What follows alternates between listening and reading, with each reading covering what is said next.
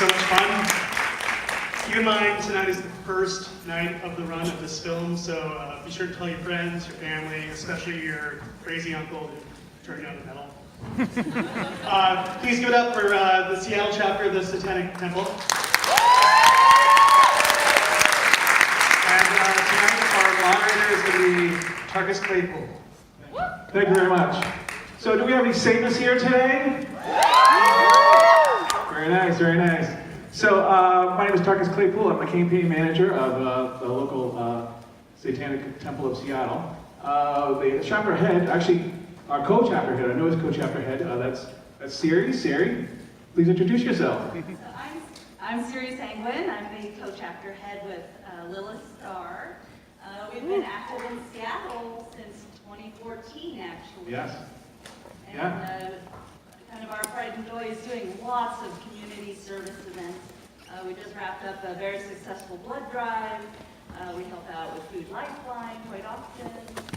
And just giving back to the community, and people are always kind of surprised by that. Azazel, Yeah. please introduce yourself. Oh, yeah. So I'm Azazel Shep. I've been here pretty much since the first meeting with Will at the Fremont Library. It's been great. I help spearhead a lot of the community outreach programs that we do, the Food Lifeline event that Siri mentioned. Yeah. That's perfect, thank you, sir. Lori, you want to introduce yourself? Hi, I'm Lenore Calavera. I have been with the Seattle chapter, like a year now? I registered online like a year before that, had no idea the Seattle chapter existed, found them, went, ooh, and so here I am. I've helped with blood drive, I've helped with menstruating the city. I'm here for the community, I'm pretty active in the city. Okay. Sean. Hi, I'm Sean. I've been a member of the chapter for approximately 3 years now. I've been involved with the Administrating with Satan campaign, the blood drive, and also when I first joined, we did the E Pluribus Unum rally down in Olympia, trying to restore our real national motto instead of the outreach. So I want to thank very much, I want to thank the Egyptian Theater for permitting us to put this panel together. And how many Satanic Temple members are there in the audience, by the way? I want to just give you guys a sense. Like, can you applaud, please? Just how many folks are out there? So we'll put together a Q&A. So folks who have seen the movie may have some questions for us. And if you do, raise your hand. I want to be able to field some questions. Way in the back, you sir, stand up. Hi, my name is Casey. I'm a member of the Spokane tribe, and I'm curious how the Satanic Temple resists white supremacists joining their ranks that have both appropriated and infiltrated organizations that use similar symbols and, I suppose, base themselves off of that kind of authoritarian doctrine. Very, very good question. So the question was, how does our organization handle issues with infiltration by white supremacist groups? Azazel, I'll toss to you for that one. So I and a small team of people, Tarkus included, we actually conduct introductory sort of group interviews with everyone who applies to TST. It's very informal. We meet at a Starbucks because they're everywhere, and we just we talk with them, get a feel for what their backgrounds are, what their beliefs are. And we also conduct a very light background check to make sure that they have no history of, like, say, violent or sexual crimes. See their social media, because white supremacist stuff has a way of leaking through, whether, even by accident. So we pay attention to that stuff, and if we don't feel that they're a good fit, then we kind of tell them thanks, but no thanks. Anyone else? What do you have? How does one get involved? Siri. Like Azazel said, we have an interview process. You can go to our website, thesatanictempleseattle.com, and on there, there's a spot to apply for membership. And then our new member team conducts these interviews, does the little background check. If that's good, then you spend some time at kind of a acolyte status where you have the ability to attend meetings and participate, and then it's kind of that dance. Are you a good fit with us? Are we a good fit with you? Do we agree? Great, then come on board. If not, adios. So I want to share with you a lot was cut out of the film of what the other things chapters do, and I want to share with you some of our local things we've done. A couple of years ago, Bremerton High School had a problem, and that problem was a coach by the name of Joe Kennedy. Joe Kennedy he would, after every football game, he would take his students onto the 50-yard line and pray with them at the end of every game. Someone had complained about this, and the school district told him he needed to stop. Well, he continued doing it, and he continued doing it, and even as there were complaints against him, the school district didn't do anything about it. Well, finally, it made the paper, and it got our attention. And so, well, obviously, we're all about pluralism, and so if he's allowed to pray on the 50-yard line, if we're allowed to have religious liberty, then well, surely Satanists, we have the same religious liberty as well. So we needed to get invited to do so. So we decided, we all got together, we talked about it, and we decided that we were going to paper the school with invitations. And we knew that at every high school, every single one, there's going to be that one kid who's going to want Satanists to come to their school. And that's exactly what happened. So and we got two of them. One of them was the senior class president. The other one was a member of the theater group. And so, yeah, that was wonderful. So anyway, that's when the cavalcade of press hit us. And I mean, Lilith, she fielded, I can't tell you how many interviews and how many people were coming to her home, and the press was amazing on it.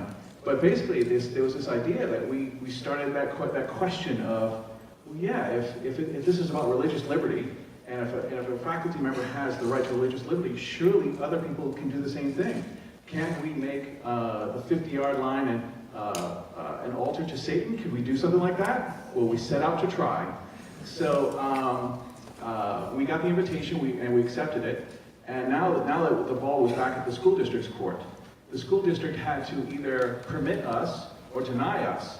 And then they would face a lawsuit from us if they denied us. And obviously we weren't aiming for a lawsuit, we were really trying to get people to question this idea of religious liberty.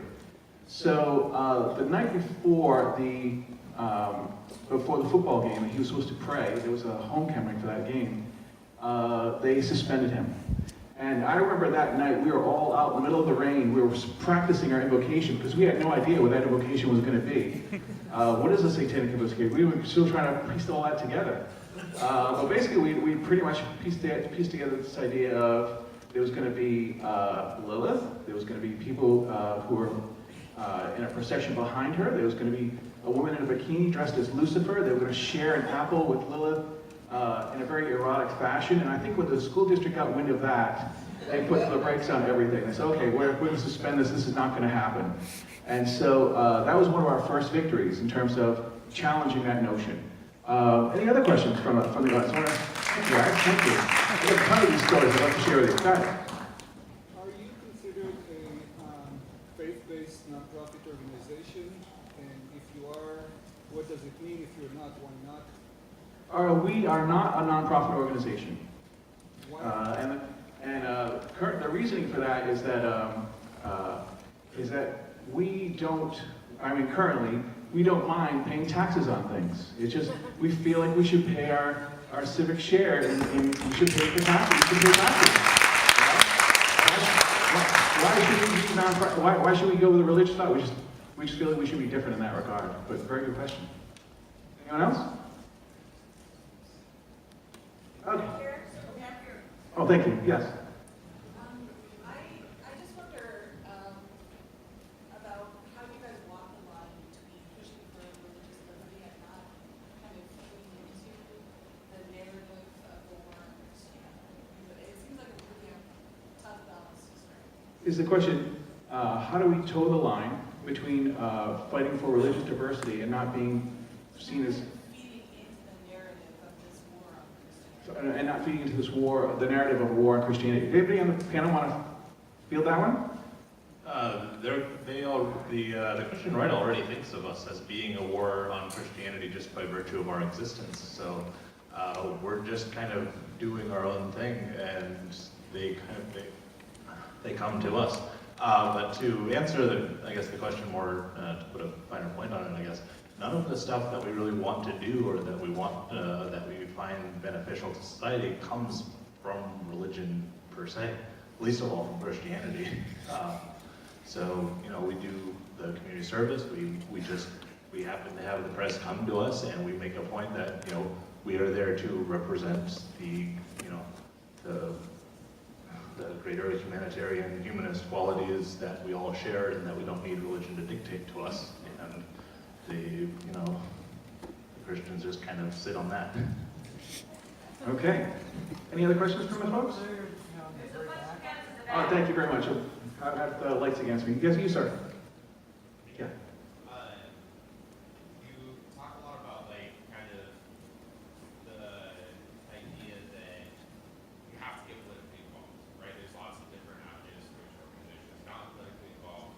And locally, do you do work with any other local political organizations? As you talk, I noticed the documentary talking a lot about clinic defense, your Seattle clinic defense locally, tons of local socialist communist anarchist groups that are doing all kinds of mutual aid, like you are. Similarly, like through Lifeline, information drives, blood drives, these tons of local divisions that are actually trying to unionize the blood workers and use it to your blood drive through. Do you work with other local, leftist political organizations to further those goals? That's a very good point, the first half of your question, which is, the question was, do you work with other local organizations? The first part of it was, I want to stress that ours is the religion of activism, right? We're not content to click on like on Facebook. We have to go out, we have to go do things, we have to get out there, we have to, we're very active. That's a big part of who we are and what we do.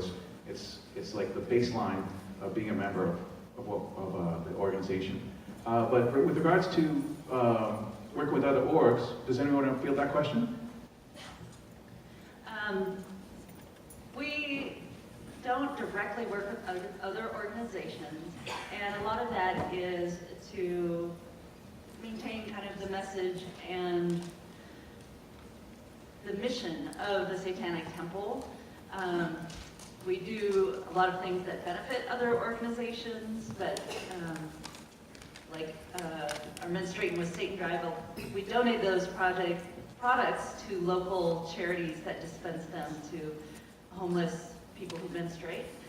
And that's how they got distributed, but we don't directly partner with them at this point.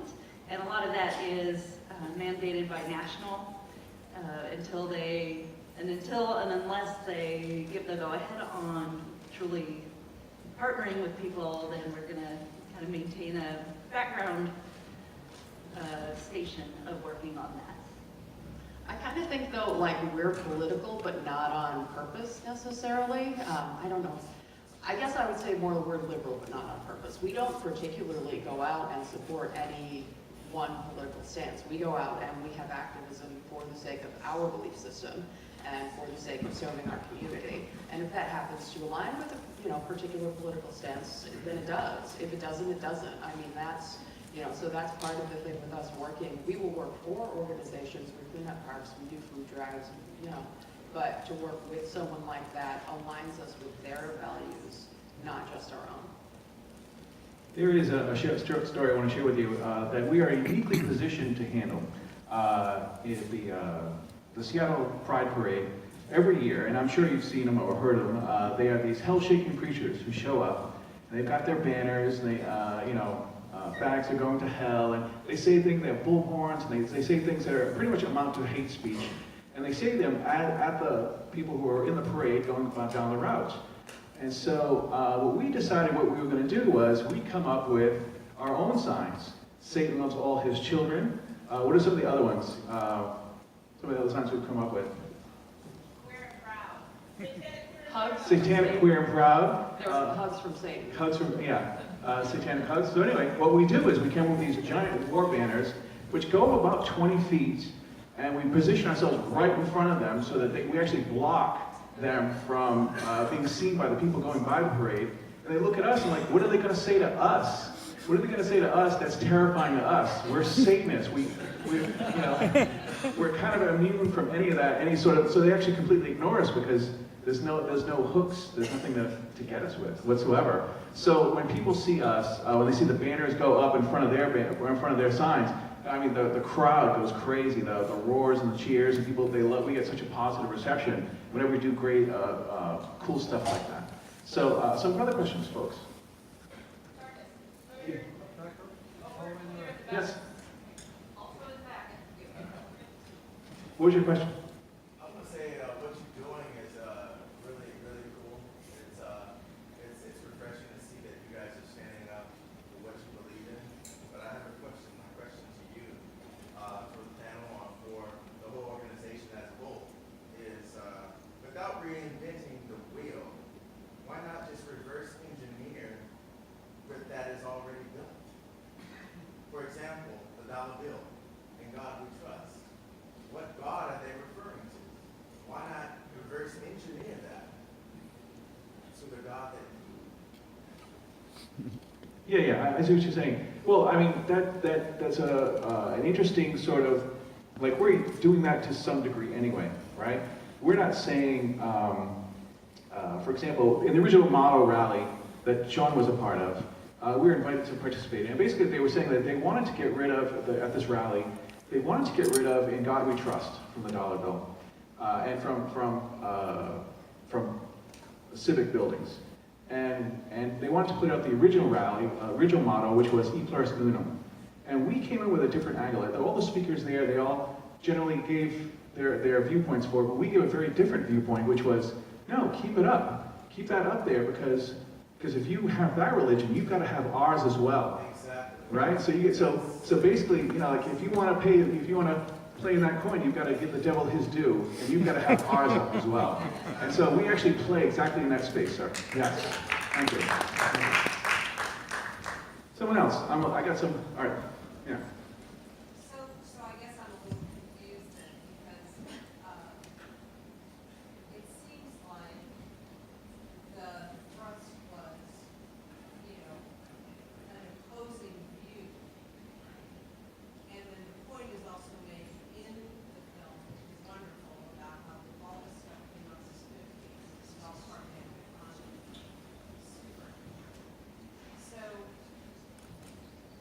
is the point to make the point that it's not, the country is not a religious country, or, and by the way of that, it seems like, okay, well, if they were gonna put it out, we want to do this, they need to do everything. Is that a way of trying to make a point, or I'm all in favor of, or is it really also promoting?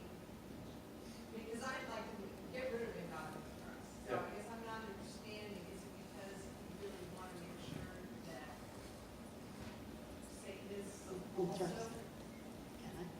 Yeah. All right. So the question is, are we making a point, like, with regards to removing "In God We Trust," or are we promoting Satanism? Would that be a fair?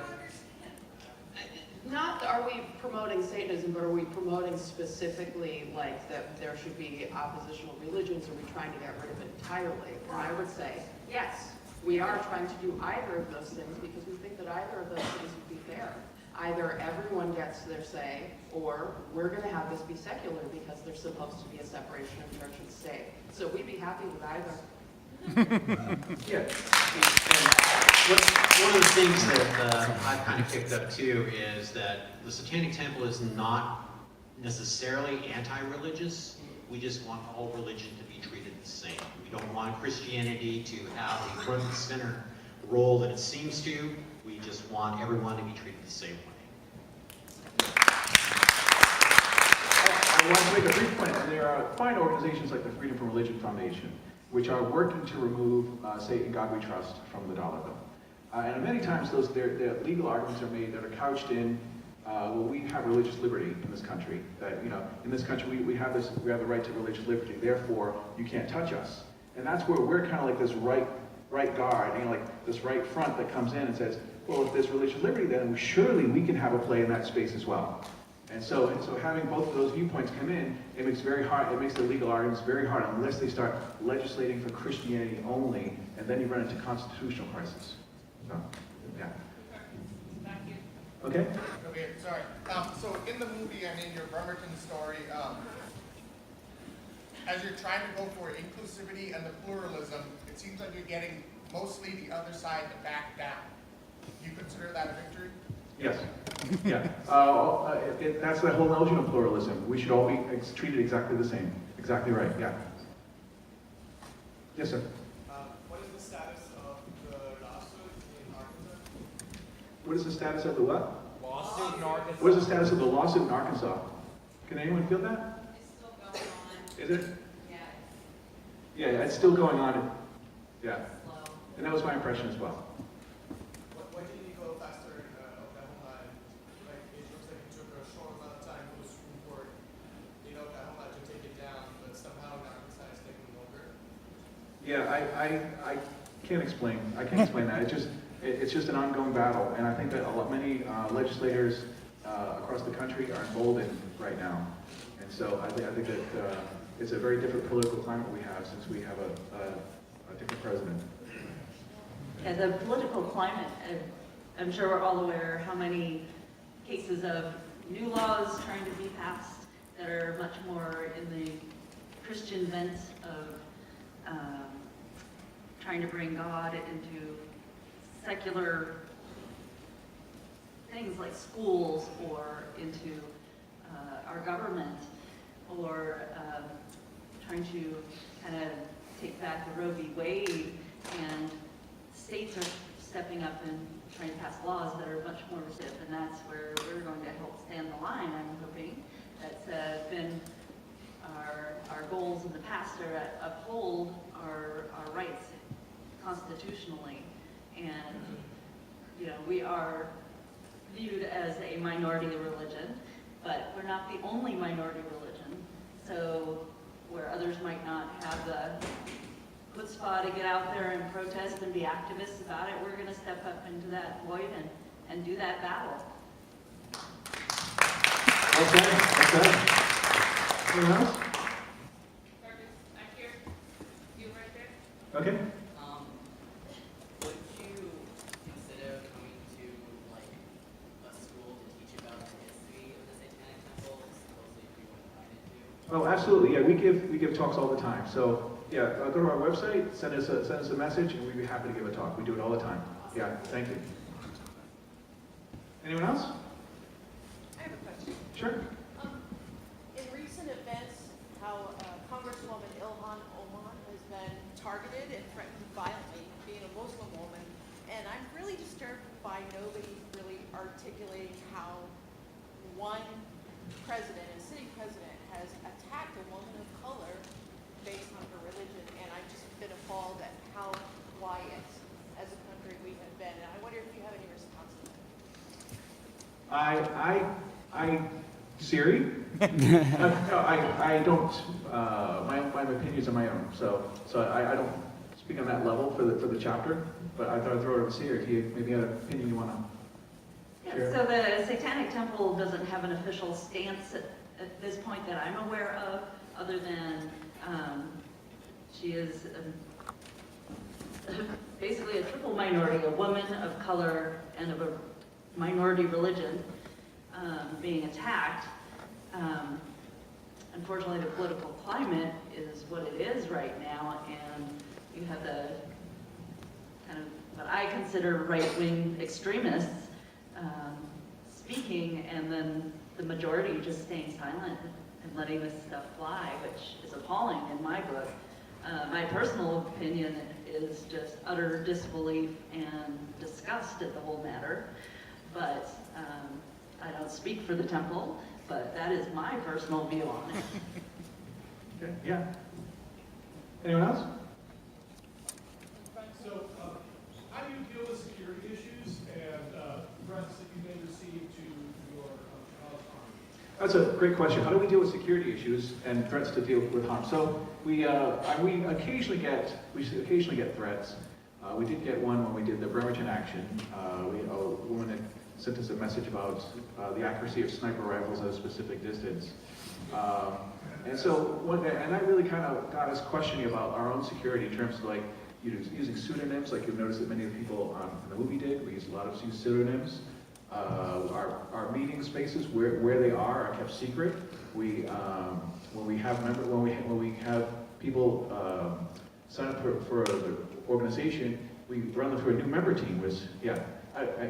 Forgive me for hogging the mic there, but and so anyway, we screen them, we talk to them, we make sure their culture fit, and so we do some things to kind of protect the organization, the temple. Anyone else? Does your chapter accept members to be the Seattle chapter or any other chapter? Accept members that identify religious with another organization, let's say Abrahamic or otherwise? The question is, does the temple accept members from who identify as other religious organizations? It's not common. Across all of the applicants that we've ever interviewed, I think the vast majority of them are atheists or otherwise non-theists. We do get a lot of people who are identified as pagan or as witches or some other occultic tradition, and that's great. They are awesome, and they are kind of like the backbone of a lot of our creative efforts. As far as like more mainstream religions, is like Christians or Muslims or Jews or pretty much anything else, but they're not as common. A lot of them come as ex-members of those communities, and we welcome them entirely. If they were still practicing, it would be kind of weird, yeah. But but if they have the if they're like the sort of person to have like understand and abide by the tenets as presented in our own internal code of conduct, what we expect of members, like we just have to kind of see what happens when we got there. Great question. Anyone else? Oh, thank you. How often you would say when you're at like events at the courthouses or wherever, do you feel, I guess, kind of like a success rate, or lack of a better term, if you're actually getting people who haven't politically see what you're trying to do, or if it's just Your question is, when we do events, who do we consider, like, how do we feel our success rate is, right? Just kind of if you're getting people like, not build a bridge, but if they realize what you're doing rather than With regards to building bridges and getting people out. So I'm gonna, when we do the religious literature distributions, I'm gonna cut to Sean, right? Sure, why not? And so we tell them about it, what it is first, and then. The religious distributions we do, typically we set up where the Jehovah's Witnesses are, and again, it's to give people an opportunity to hear from the other side. I would say that those are incredibly successful because we do get a lot of people that stop by and take our literature, they ask us questions, and I love that. I love the interaction with people, face-to-face, one-on-one, being able to explain who we are and what we are and what we do. I have not had any negative reactions from folks. We do occasionally get street preachers who come by though and try to save our souls, which, I guess that's great. But for the most part, we are very successful in our literature distribution. Yeah, and there's a reason why we started doing these, and that is because you take it, at some point you don't realize that people who are Jehovah's Witnesses, they're using public property to distribute literature, right? Now, if this was McDonald's, if this was someone else setting up shop on a public space, giving out literature or whatever it is, we'd all be up in arms. But for some reason, we give Jehovah's Witnesses a pass. It's just like, well, it's just one of those things that's just always there. We just see it, and we don't even think about it. So we started to do it as well. And we wanted to take on the same tactics. We wanted to set up a stand. We wanted to just be polite and the same mannerisms and everything. And there was one school we got kicked off the sidewalk by Nordstrom. They said, you can't do that. Now, to be fair, we were laying down a pentagram and gaffer's tape, so that could have been it. Could have been it. I don't know. But we said that we're not moving until you make that move as well. They brought the cop over, and the cop said, you have to move. Both groups have to move. So it really did force people to start thinking about, yeah, why are they there? Why is that okay? So, yeah. Any other questions? I have a question. Yes. And this is directed to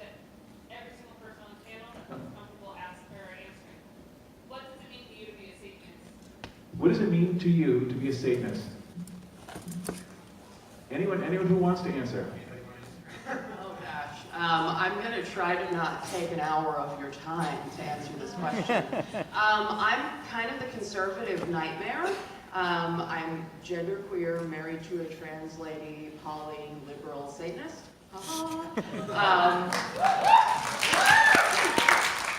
I've tried on every religion ever. I've been Christian, I've been Buddhist, I've been Hindu, researched Judaism, Taoism, didn't own those ones, but I get the general picture. The only religion that I ever found that I didn't have to learn what the beliefs were because they were already my beliefs was the Satanic Temple. Plus I was one of those super goth kids with black lipstick and fishnets and whatnot, so here we are. We are running short on time, so not because of you. Yes, it is. Don't. You ruined everything. No. So we're running short on time, so brief answers from the rest of you, if you would please. For me, it's the chance to stand up and be the rebel, to stand against tyranny.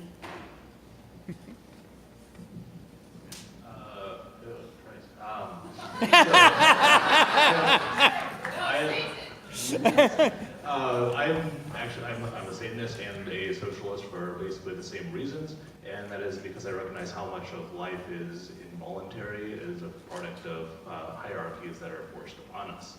For me, Satanism is a chance to reclaim that ownership, the chance to dictate how we live our lives and create our own meaning and our own relationships on our own terms, rather than having that meaning dictated to us.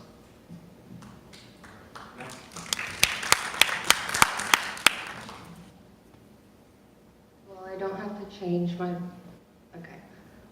Being a Satanist to me means that I don't have to change my beliefs just because evidence comes out that is against it. Okay, yeah. Yeah, that's great. Okay, gosh, Satanism. I enjoy the political action portion of my faith because I think it's very important that we get out there and try to affect change. We can't sit around and wait for it to happen because you know what, folks? You're going to be waiting forever. If you don't get out there and do it yourselves, chances are it's not going to get done. So, Nicely said, yeah. also, too, I just want to have a commercial here. We are having a public meeting at the Magnolia Library on May 19th. Please, please, please attend. First thing I tried is Claypool, and my reason for joining was I knew the ratio of TV players could be higher than average for the regular population, so that's why I joined. So anyway, we are out of time. I want to see if we can squeeze in just a quick on baptism. I know it's kind of an inconvenience, but basically I say Ave Satanis, you repeat it back. We do it 3 times, and then we're all set, okay? Ave Satanis! Ave Satanis! Ave Satanis! Ave Satanis! Ave Satanis! Ave Satanis! Thank you guys, have a good night.